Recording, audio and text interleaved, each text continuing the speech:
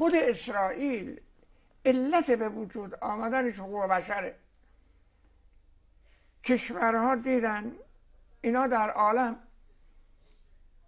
سر سامانی ندارن، حکومتی ندارن، در هر جایی زندگی میکنن، گاهی عده اوباش و اراذل میرزن تو محله اینها رو چپاول میکنن، غارت میکنن، مالشون میبرن، عده بینا اذیت میکنن.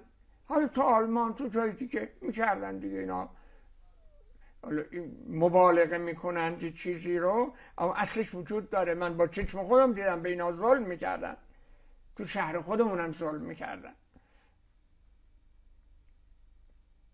و علما اعتراض میکردن نباید این کار بشه.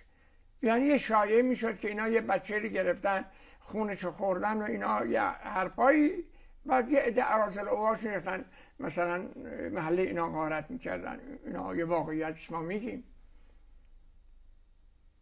این ظلم بود که به اینا میشد.